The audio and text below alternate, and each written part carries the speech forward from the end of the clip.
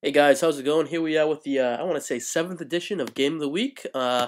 This week I am joined by no one yet again for the third straight week. Let's just jump in with the reviews. Last week we had the North versus the East, yet again. The East won, of course, 3-1. The only North victory was Web Gems defeating the Gray Unit, 6-5-1. MVP for the Web Gems, I'd have to say Albert Pujols. 398 batting average, a home run, 4 RBIs, and 15 total bases. GOAT was Troy Tulowitzki and Ryan Braun with 29 total at-bats with 5 total hits. They were both injured at the beginning of the week. Then we're going to move on to O's versus Cooks. O's won 6-4-2. MVP was the newly required Ricky Nolasco. With 13 innings pitched, only 11 hits, 3 walks, 6 Ks, 3 earned runs, 2 wins. GOAT was Mark Burley.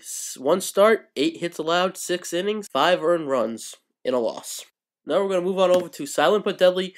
Beat Twin Tornado 6-5-1. MVP for Nick was Shane Victorino, a .435 average, 3 triples, 7 RBIs, add in a home run, 8 runs, 24 total bases. Pretty good week for Victorino there.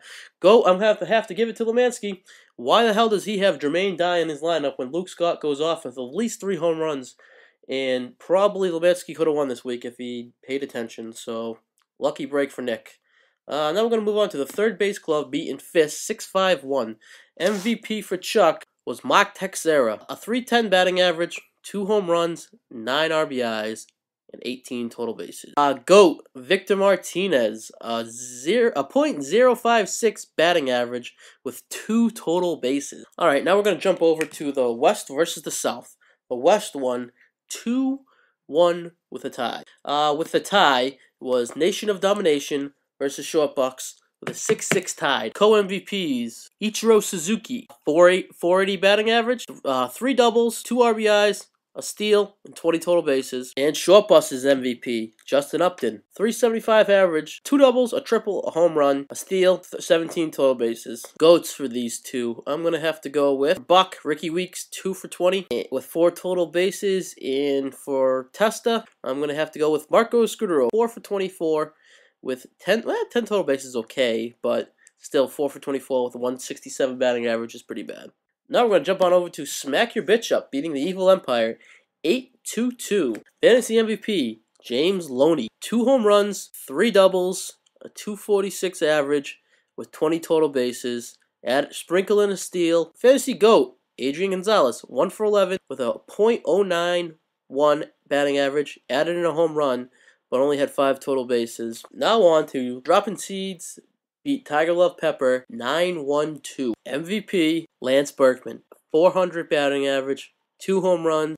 GOAT, Yadier Molina. 1 for 15, 3 total bases. Now with the final matchup, we're going to go on to what my game of the week was, and my upset special, which didn't happen, was Tom, teammate, beating Southside Jamaica Queens 7-3-2. MVP, Martin Prada and Ryan Zimmerman with 3 home runs each. Tom had 10 home runs last week. Vote for Derek, Aaron Hill, 2 for 18 with a home run. Now we're going to move over to the reviews. This is the last week where the East plays the North and the West plays the South, actually for the year. First, we have the Twin Tornadoes beating Slide, the battle of the last place loser. Still, Jermaine Dye not in Lemansky's lineup. We don't know why.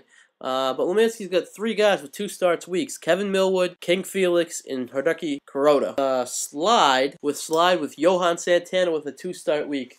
Overall, I don't really care. These 2 guys really don't care. I'm going to go with a 5-5-2 tie. Now we're going to move on to the Gray Unit versus Fist. Fist got a ton of pitching this week. You get 4 guys with 2 starts weeks with Grinke, Latos, Pelfrey, and Jonathan Sanchez. 4 guys that have been having some good years this year. McCutcheons, Carlos Gonzalez, and Cody Ross all on fire, while the Gray Unit doesn't have quite as much pitching this week, but he has 3-start pitch weeks from Nealman, Clayton Richards, and Randy Wells. Love Marmar this week. Gray Unit is getting a little banged up. Got Kurt Suzuki back. Tulo, Braun struggling a bit. See if they can bounce back this week. Konerko's kind of fallen off the map since the Hart start. I like Marmar to bounce back, start his role against the Gray Unit 8-4. Now we're going to go on to Third Base Club versus Web Gems. Crap, 5 minutes in, I just deleted the rest of the thing. So anyways, let's just jump onto it. I'm going to be brief, and I'm just going to get done. Third Base Club, I like him 6-5-1 over Web Gems. Game of the week, O's, I like him in a mild upset over Silent Padelli, 7-4-1. Kevin's been struggling lately, but I like him to bounce back against Nick with a good week, but he'll need a good week to beat Nick. West versus South. Southside, Jamaican Queens versus Evil Empire. Derek, 8-4. Donnie, he's kind of mellowed out his team. Pitching's not electric without Lincecum, and Southside Jamaican Queens getting Jimmy Rollins back this week, it looks like. Dropping Seeds versus Nation of Domination. Dropping Seeds. I'm going to like Buck in the upset, 7-5. Buck was alive last week offensively, and I just got a feeling, man. I'm going to go with the gut. Then we got Tiger Loves Pepper versus Short Bus. Short Bus, Gallardo and Verlander twice this week, along with, I want to say, 3 others off the top of my head. I just don't think right now Manilow has the team to compete with him, so I like the Short Bus, 9-3. Other game of the week, Tom, teammate versus Smack Your Bitch Up. I'm going to go with Tom in a mild upset, 7-4-1. He's just got more pitching this week. I really don't like either pitching staff this week because he got Edwin Jackson twice.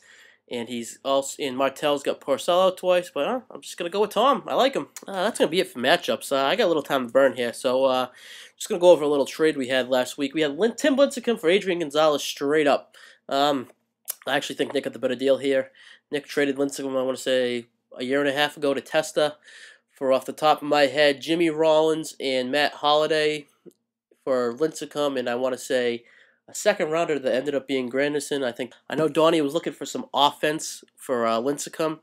I don't know if I would have bit on that, but good trade, Nick, for once. Who knows? I could be wrong. Gonzalez could be traded to, rumors say, the Red Sox, the Chicago White Sox. You know, better lineups in San Diego, more friendlier hitter parks than San Diego. I don't know. We'll see. He could turn into, let's say, an Albert Pujols. Could be a stretch, but we'll see. For right now, advantage Nick.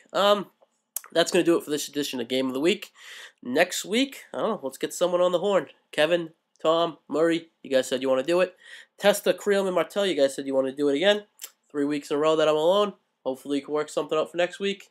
Any of you guys that haven't done it yet? All right, for now, guys, talk to you later.